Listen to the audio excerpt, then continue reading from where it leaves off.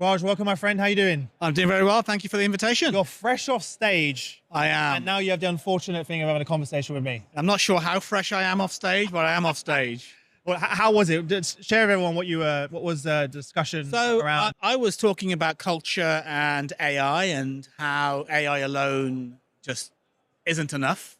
Yeah. And the culture and the trust that goes with that is probably the biggest thing. Well, I mean, there's been a lot of conversation around AI, but I'm excited to talk about, what cultural shifts were essential to prepare Sanofi's people for AI, for this AI transformation.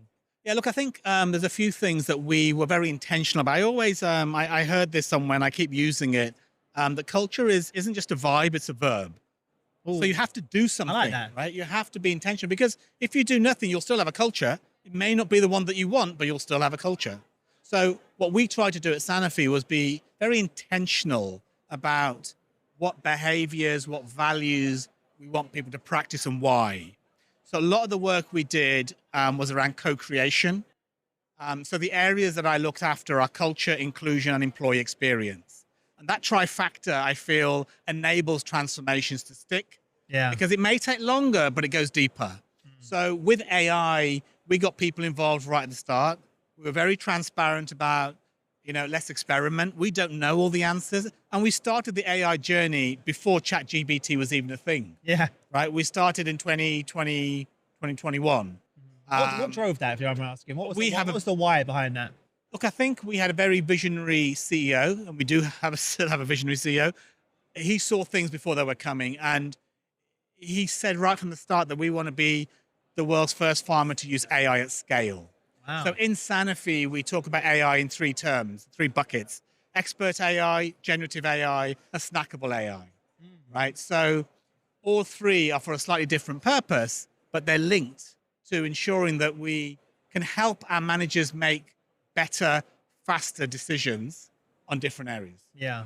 What does that look like in a practical sense? You're talking about on stage Bravo. What is Bravo? So, for example, Bravo is our global platform for recognition. So many organizations have this. It's not new news. But the way that we built it was about ensuring that every employee had access around the world. So having a global platform makes a big difference. The second was connecting it to our values.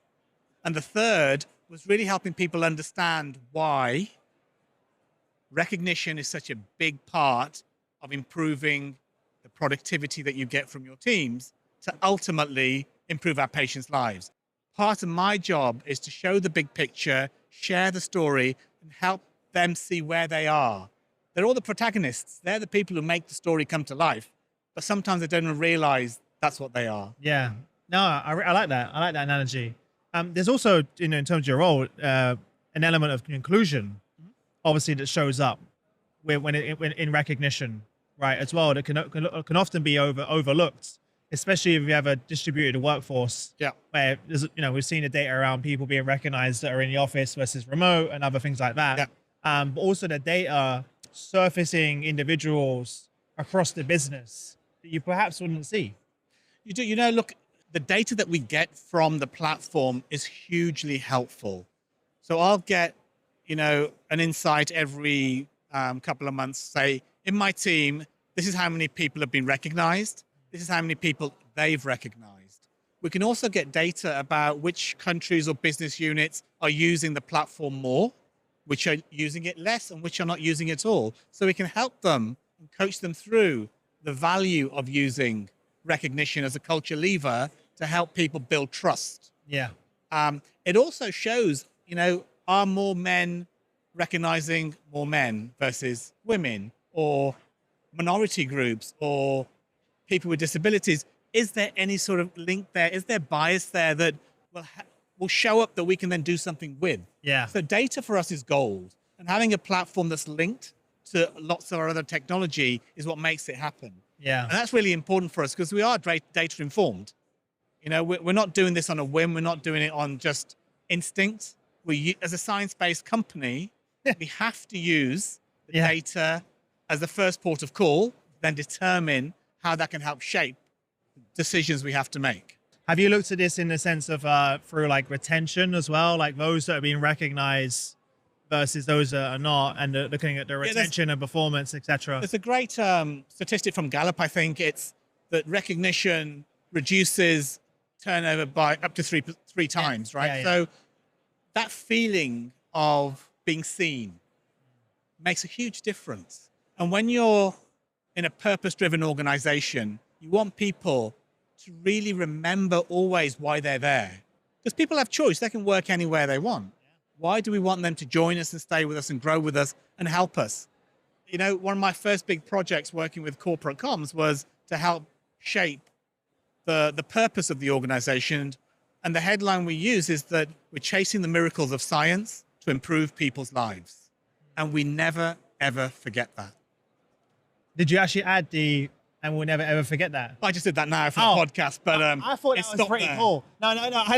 I think there were too many words for our corporate affairs team to add. So. I love the ad lib though on the end. That's a bit of ad lib for now. No, I mean, what would you say is a common misconception you probably hear about people with your role? Look, I think when you're working in, I guess, what most organizations call a center of expertise, it's easy to be seen as disconnected. I am not an expert. I grew up as a generalist HR person, you know, running countries, running business units, geographies, international clients. And I've also done shared services, comp and ben, resourcing, talent, learning. So I guess I'm fortunate that I have been able to see it from every side. Yeah. So when I'm in a center of expertise role, I always start with what is it that the business actually want and need? And the want and the need are key, right? Because they may want stuff, but do they actually need stuff? Everyone wants a lot of things. Right? So prioritization, simplification, things that will land well, they're the things that we have to think about right at the start, not at the end. Yeah. And I think it's important that the organization has confidence that when we're designing things, we're designing them and we're co-creating them with people for whom they are intended to serve. Yeah. Right? We do not do things in an ivory tower. We do not do things in isolation. We always test. We bring people in at the start, middle, and end. Yeah. Right? And I think that makes the difference between having a very smart COE versus a very streetwise COE. And I'd say I'm more streetwise than smart. Yeah. I feel like it's better to be more streetwise and smart. There's a lot of smart people, but being streetwise, I think that I would clarify myself. Didn't do well in school, but I've been successful due to being a bit more streetwise along the way. I think one of the things that's cool about your role is that you're bringing together the culture and inclusion with the employee experience. Yeah.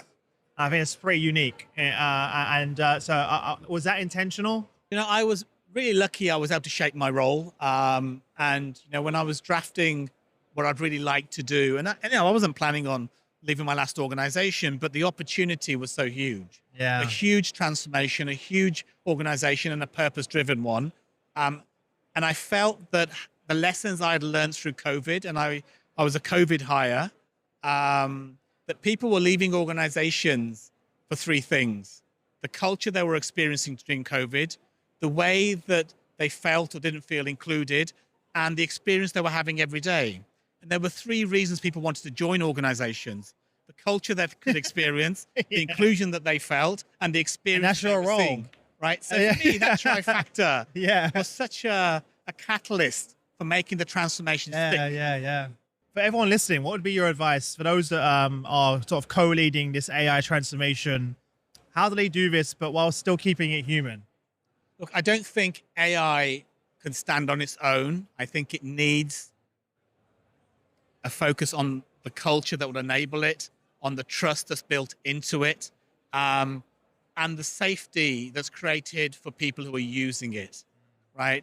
Because everything we have done in Sanofi, and anybody in my role, I would say that if you don't build that psychological safety at the start, everything else becomes just that much harder. So invest the time to build a sense of belonging in your organization so people give their very best. Yeah. You almost need to go slow to go fast. 100%. Yeah. 100%. Well, listen, I appreciate you taking the time to join my last minute. It means a lot. Great to meet you. Andrew, Chris, thank you so much.